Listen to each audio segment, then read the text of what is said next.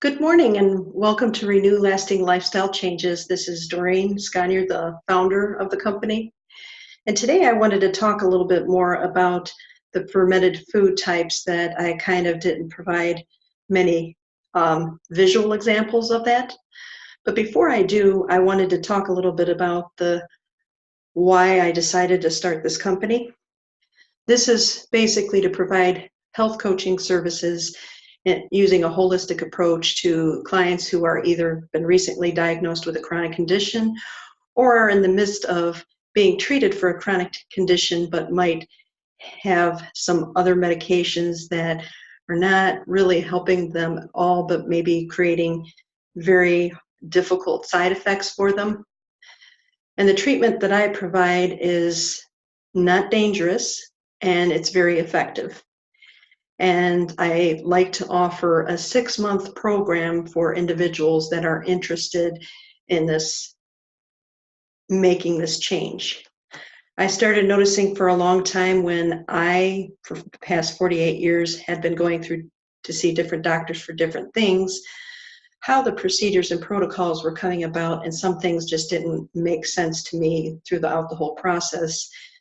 But because I was young, and my parents were the ones that were taking me there, I always felt that I needed to try to at least do what they were telling me because I was trusting them in the process to take me to the best places that help out with things. In the long run, I noticed like some reactions to certain foods when I was just a younger child, even to milk. And what I didn't realize at the time was that yes, there are certain chemicals contained in these foods that are not really good for a person's body. I was more sensitive to that than some others might be, but everybody's reaction is going to be a little bit different depending on how much they have. Some people may not even take dairy at all and have it for a very long time for various reasons. Same thing goes with wheat. Some people may not like whole wheat anyway, and they would not think of eating rye, barley, and oats. And they might consider eating the baked goods because I know that some of the flours are not very good for us to consume. So I just basically brought it together because I had a lot of relatives and friends pass on very early from anything ranging from Alzheimer's disease, type 2 diabetes, to cancer, different forms of cancer. And I actually have a sister now that has gone through stage 4 of breast cancer.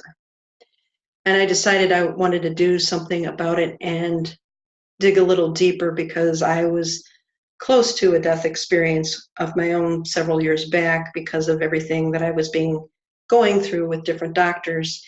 And it was kind of an upsetting experience because I think an unnecessary procedure was taking place. So I just decided now's the time to put the pieces together and figure out what's really happening.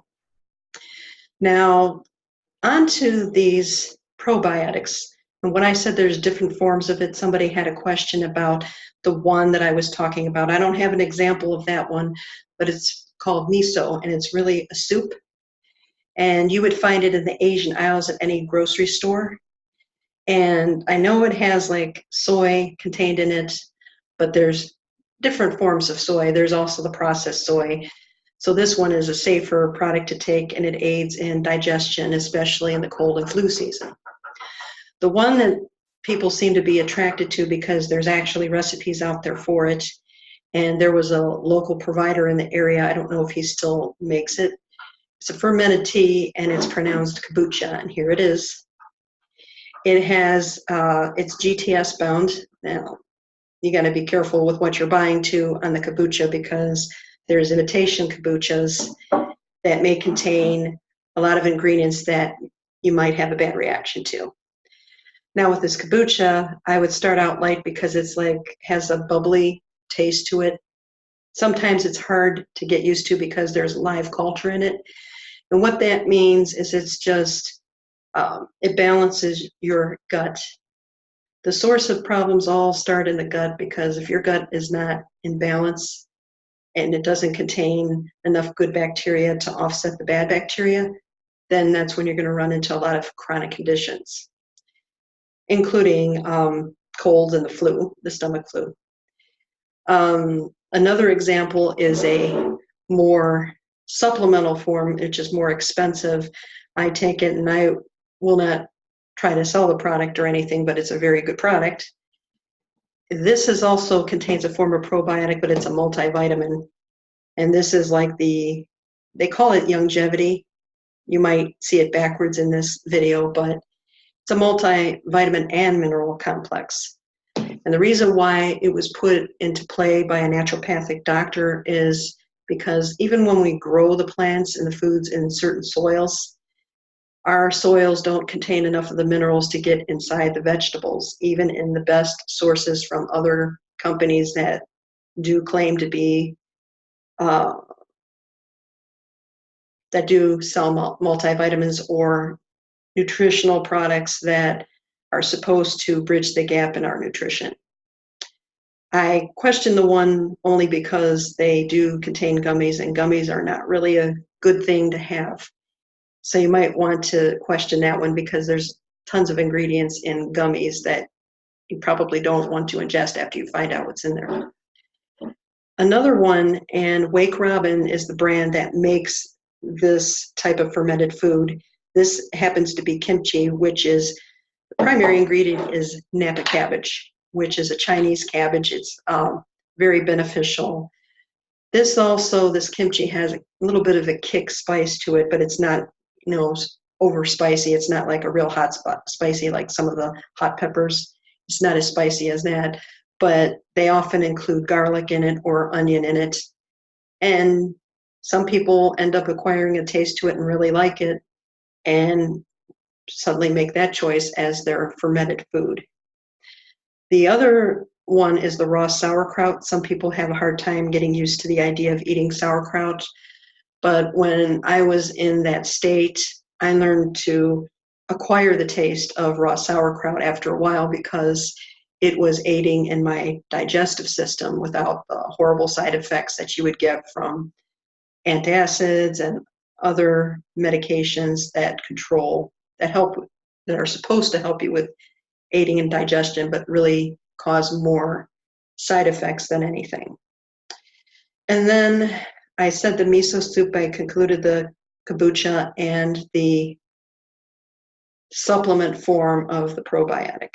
Now that multivitamin by longevity that I showed you would also contain the prebiotic as well, but it also includes the vitamins and minerals like I had shown you before that really help to build the body up to an immunity level that even if the cold and flu season came about, you'd be able to withstand it.